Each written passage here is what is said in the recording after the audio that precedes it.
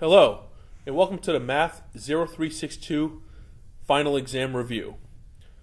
For everyone listening, congratulations on making it this far. Your journey is almost over. So, let's see if you're on that edge of passing and failing. Let's see if these series of videos can help you put you over the edge. So, question 1. Factor by grouping. Grouping just means go two at a time. So let's start with the first two. Not only can you divide by 2, but you can divide by 2x. And what's left behind is x squared minus 9. Let's go to the next group. Not only can you divide by 3, but you can divide by 3y. Which I'll write here. So what's left is x squared minus 9 as well. Now to arrange the answer, all you have to think of is inside and outside.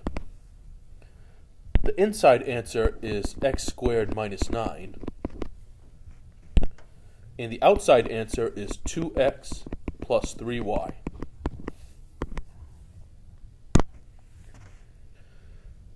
Number 2 would like us to factor completely. Before we do this, here's a step I suggest that you don't have to, but it's recommended. Notice that all the numbers are even. Let's divide everything by 2. So you get 1a2 plus 10a plus 9. Factoring is easier when the square term is just 1. So now let's do our double parentheses. I love a2 because that just breaks up into a and a. The last number is 9. Two numbers that make 9 are 9 and 1, which I love because I can make that 10 if you do plus 9 and plus 1. Do you remember the 2 that we divided? It's still here. It just goes to the front. Okay, 3 works in a similar fashion. Notice that everybody has the letter y in it, and the smallest y is y3. So when dividing y3, you're really subtracting the exponents. So let's see what happens. 5 minus 3 becomes y2. 4 minus 3, that's going to be 3y1. And y3 and y3 is 0, so that just leaves negative 10. This is what I really want to factor. So I'll do double parentheses. And y2, I love it, y and y. As for 10, numbers that I like are 5 and 2. Because I can make 5 and 2 3 if I do plus 5 and negative 2. As for the y3, well, it's still here. It's just there.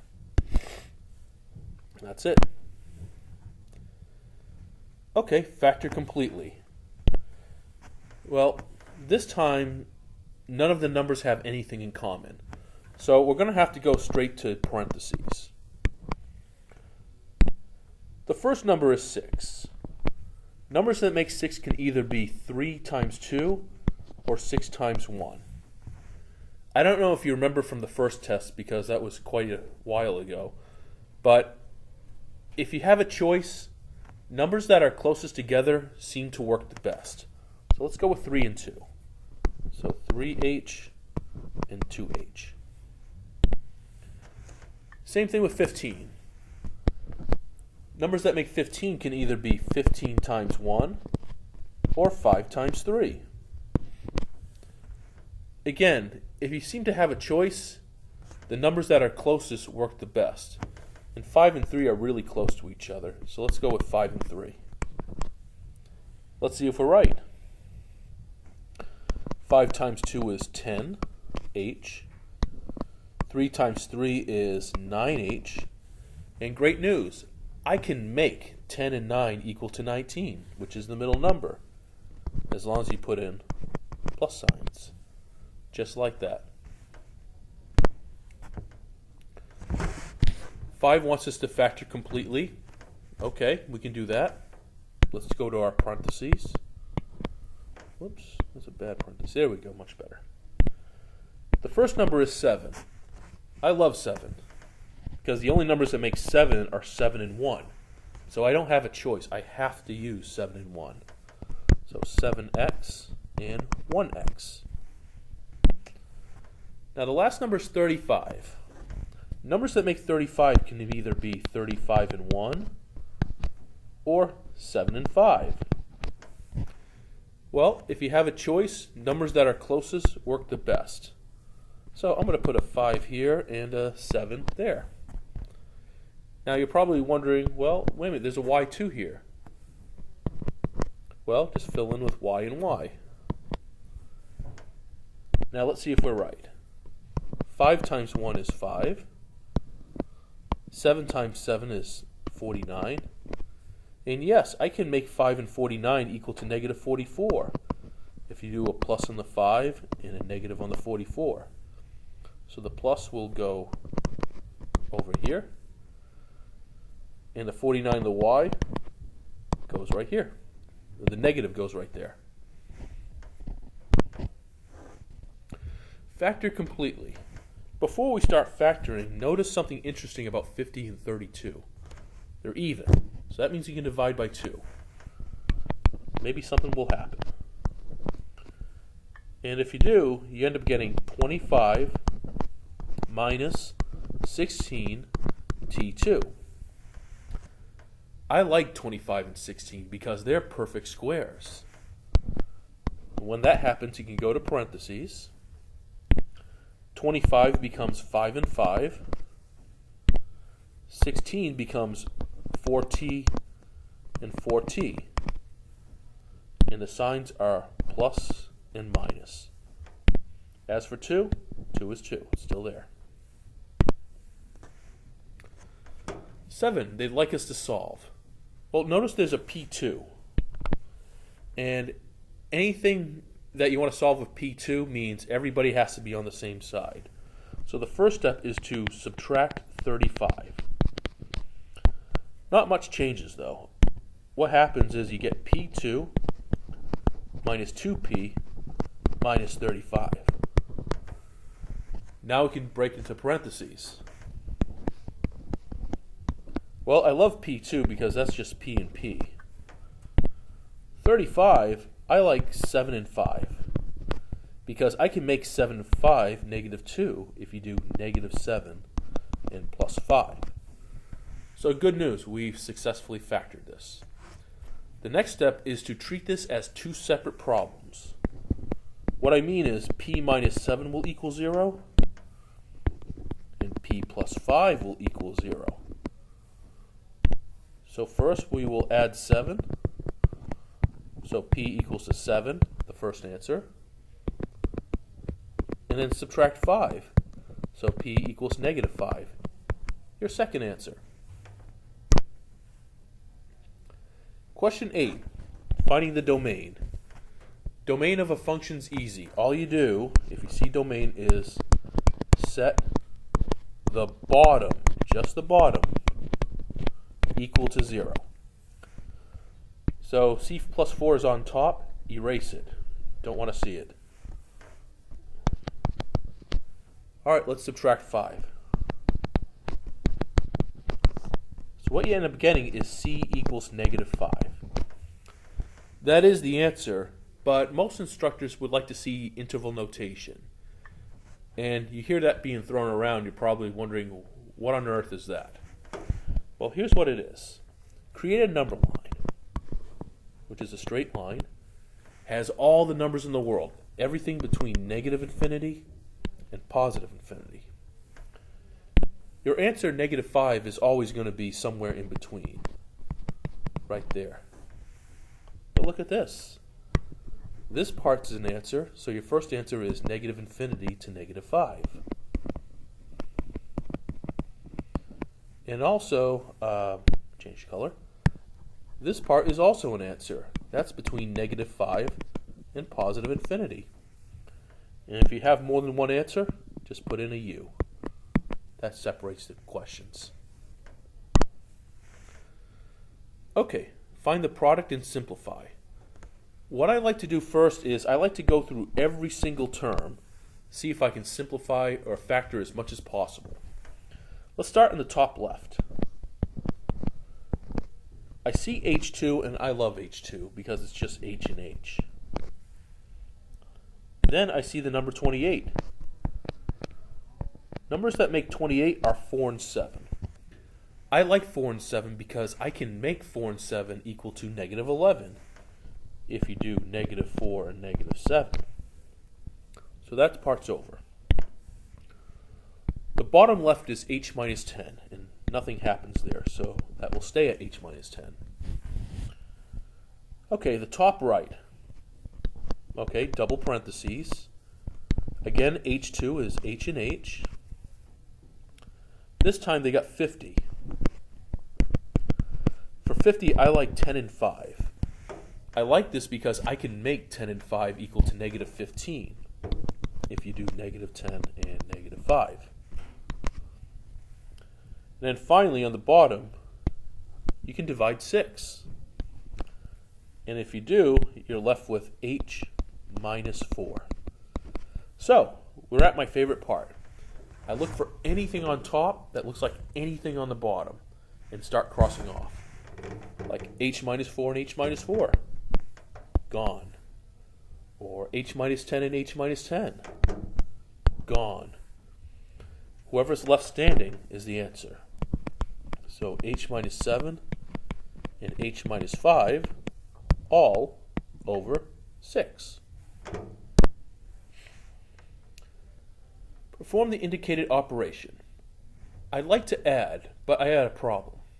I can't add unless the bottoms are exactly the same. Right now that's not the case. So I like to make the bottom the same. I like to make things fair. Here's what I mean by making things fair. I think of the fractions like little children, where if a parent gives something to one child, the first thing out of the other kid's mouth is, that's not fair. We're going to play that game. Like this has n plus 8 in the bottom. The second fraction doesn't have n plus 8. It's not fair. So I have to write n plus 8 on top and bottom. I do it on the bottom to make things fair, and I do it up top to balance. So we're good there. But wait a minute, the second fraction has a regular m. The first fraction doesn't have an m by itself. That's not fair. I would have to write an m top and bottom for that. Is everything fair? M plus 8, m plus 8, good. M and m, good. When everything is fair, write one big fraction. Write m and m plus 8 on the bottom because, everything's fair. And everything up top, bring it down. 15m, bring it down. Plus 2, bring it down. M plus 8, bring it down. For the remainder of the time, we're just going to work the top. So 2 times m, that's 2m. 2 times 8 is 16. And 2m and 15m are able to combine, so that's going to be 17m plus 16. And the bottom stays exactly the same. That's it. 11. Solve this equation. This is bad. Well, it looks bad, it is bad. All right. Let's start with this. On the third fraction, let's factor. Maybe there's some common ground. Like x squared becomes x and x. And two numbers that make 9 that I like are 9 and 1. Because I can make that 8 if I do plus 9 and minus 1. Okay, now I like to, because we're adding fractions, I would like to make things fair. Notice that the first and last fraction have x minus 1 in it. The middle doesn't have x minus 1. That's not fair. So I have to give it x minus 1. Here and in the bottom as well. Okay, now everybody has x minus 1 in the bottom, so that's good. Notice the second and third fraction. x plus 9 in the bottom. The first fraction doesn't have x plus 9 in the bottom. It's not fair. It would really like to have an x plus 9. The first one would. Okay. Is everything fair? Minus 1, minus 1, minus 1. Good. Plus 9, plus 9, plus 9. Good. Everything's fair. When the denominators are the same, that means when everything is fair, only work the top. I don't need the bottom anymore. So everything up top, bring it down. So 7, bring it down. X plus 9, bring it down. Plus x, bring it down. X minus 1, bring it down. Equals 8x plus 126, bring it all down. So, at least we don't have to deal with fractions anymore. The next step is there's a lot of distributing we have to do. So, 7x is 7x. 7 times 9 is 63. X times x is x2. X times negative 1 is negative 1x. And the 7 and the negative 1 are able to combine, so you get x squared plus 6x plus 63.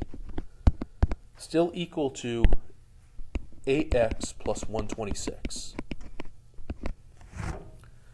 Okay, next. Because of the power 2, the only way to solve is if everybody's on the same side. So this means minus 8x and minus 126. So that goes away on the right side. So you have x2 minus 2x minus 63 equals 0. The good news is this factors. So x squared becomes x and x. 63, I like 9 and 7. I like negative 9 and plus 7. So now to solve, all you have to do is write the opposite of whatever you see. You see negative 9, so that means your first answer is positive 9. You see positive 7, well, that means your second answer is negative 7. And that's it, 9 and negative 7. But that was a long problem, I will admit that. 12, the word problem. A nurse sets an IV fluid drip rate at 1,000 milliliters every 8 hours. How much fluid in 5 hours? So let's start with this relation, 1,000 milliliters every 8 hours. So what I'm going to write is 1,000 milliliters in 8 hours, side by side. Let's read on. How much fluid would the patient receive in 5 hours? I'm going to write 5 hours underneath 8 hours. Why? Hours with hours. And I'm going to write an X under the 1,000. Well, look at this. What we can do now is cross multiply.